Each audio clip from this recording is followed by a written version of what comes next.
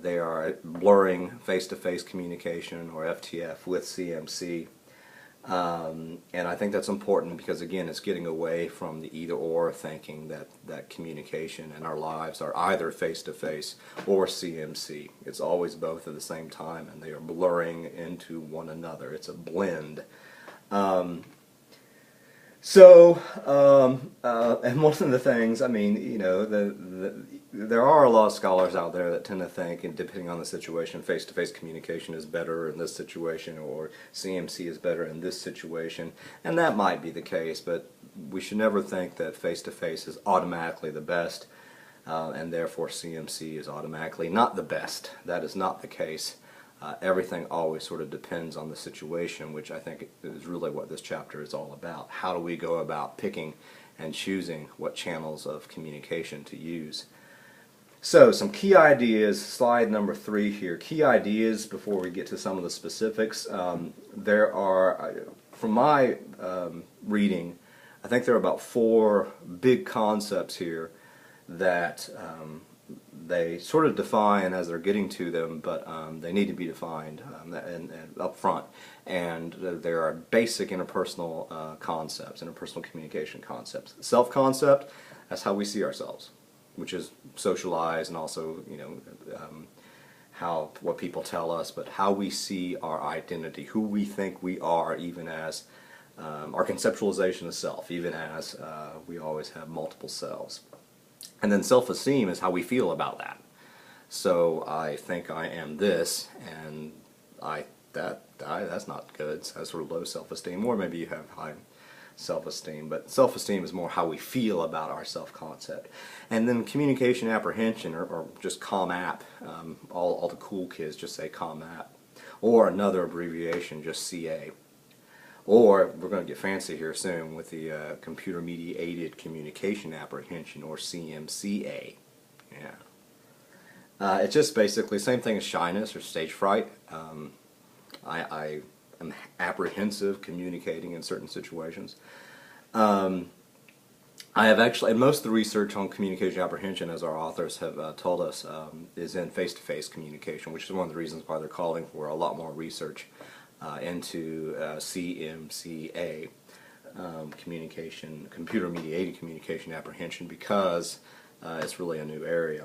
I have put, and I think I say this later on someplace, but I have put the most basic and most used survey of communication apprehension on KC.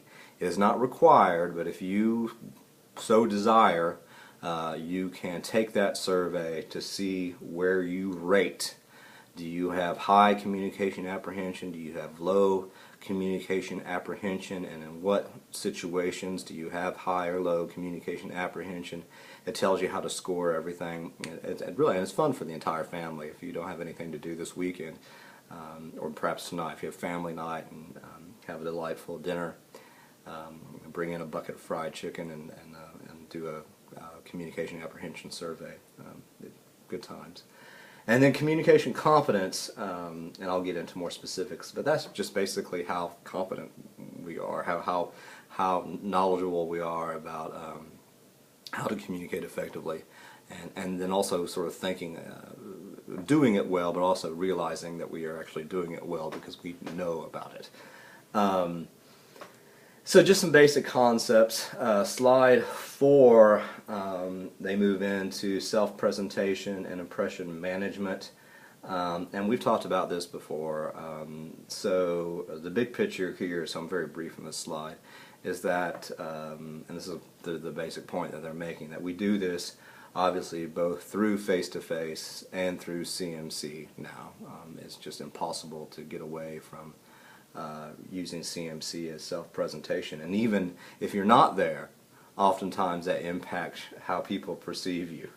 If you're one of these folks, I'm not on Facebook, I don't do that, that also impacts how people perceive you.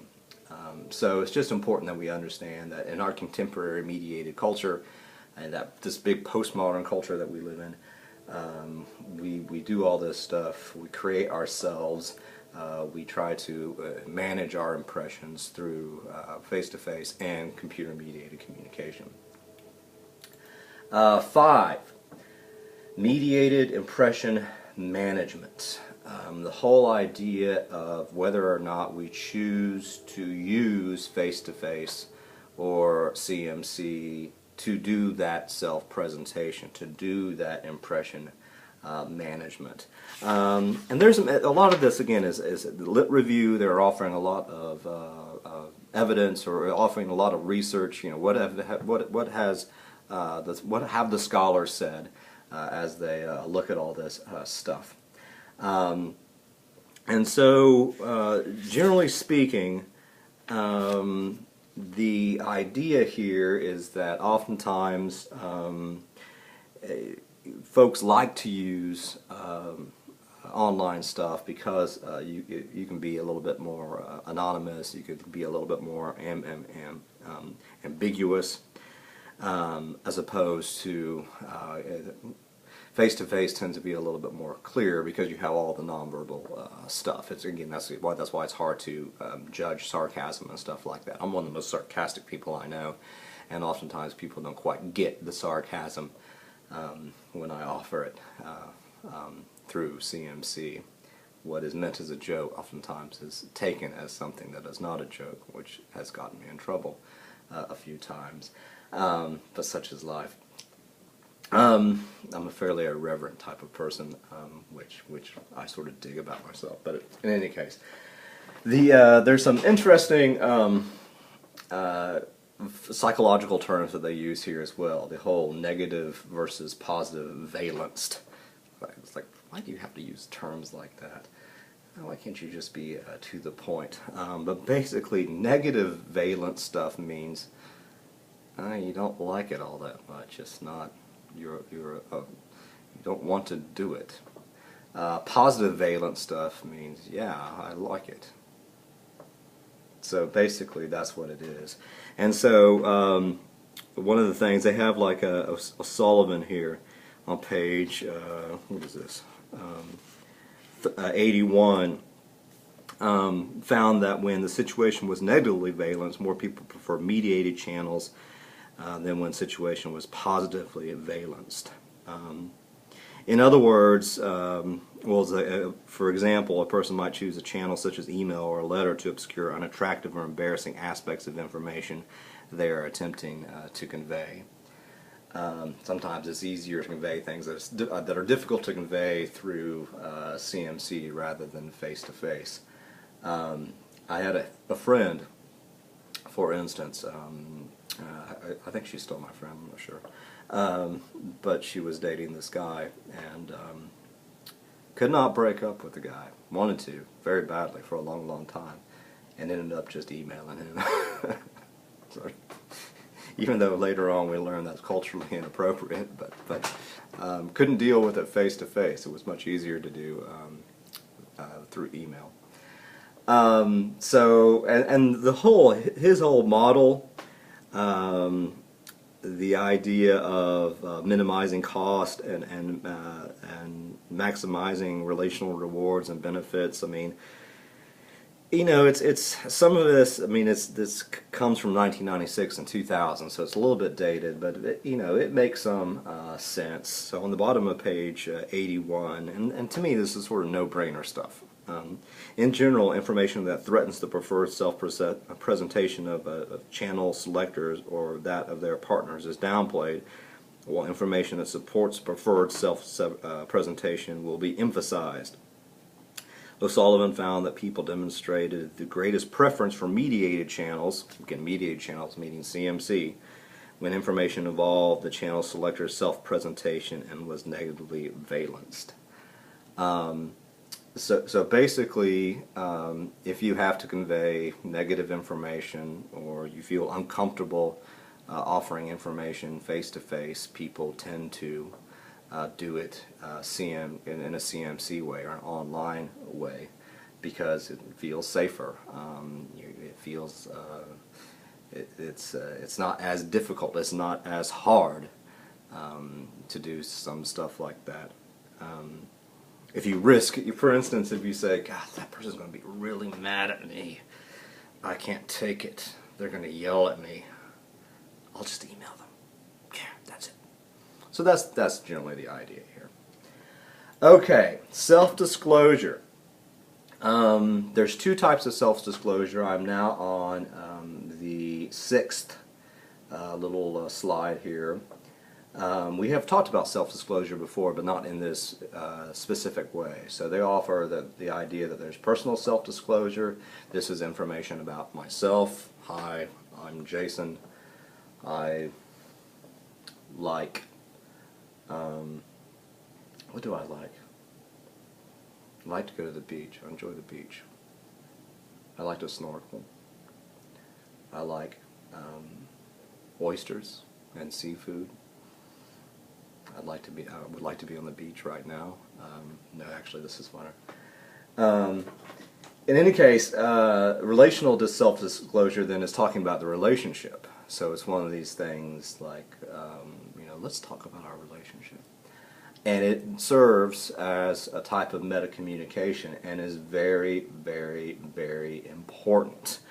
In fact, it's this idea here, well, it says on the top of page 82, relational self-disclosure is important because it is an explicit and direct strategy for gathering information about how the discloser's partner perceives the relationship. It is likely to be employed only under certain circumstances because the explicitness of relational self-disclosure makes it the most risky of the available information-seeking strategies. So it is risky. However, moving on, relational self-disclosure often is considered to contribute to the maintenance of relationships. Sanders and Amison found that persons in primarily face-to-face relationships who use CMC channels report a greater perceived relational closeness and higher levels of intimacy in self-disclosures than those who did not select CMC channels. Similar results are reported by Tidwell and Walther and Whitty. According to the respondents in the PIALP study, they felt they had greater opportunities for frankness and open disclosure of negative or unpleasant information while interacting through email rather than face-to-face. And this is not just romantic relationships. This is any sort of relationship that you might have. So if we need to talk. Something's awry here in our relationship. Sometimes it's difficult to talk to somebody face to face about this, but if you email somebody and say, hey, listen, what you said in the meeting to me was a little offensive. Could we talk about it? It's sort of a gateway into sort of talking about the relationship. It's a relational self-disclosure, and then when you go through that process, the research says you have you maintain the relationship and you have a stronger relationship and higher levels of intimacy. So that stuff is really, really important, and CMC is a useful tool, I think, in that particular situation. The next couple of bullet points, they talk about the whole idea, again, of information seeking and reciprocity. The authors don't talk a whole lot about this with the idea of CMC. But basically, reciprocity as a technique of self-disclosure is very, very important, because when we disclose something about ourselves, general cultural norms tell us that the other person is then feels required to self-disclose something that is similar in nature, and that can enhance the relationship as well. And a lot of people are doing that through CMC. In fact, I mean, if you look at well, there's this other book that I have here. This other book is always hiding itself. But there's support groups on CMC where people can exchange their stories and everything like that, and it becomes a good way to deal with problems and things like that. So the whole idea of reciprocity can be important here. And this last bit in this particular section doesn't say a whole lot. But basically it's just saying that self-presentation, again, is likely tied, or it is tied in our contemporary culture to the very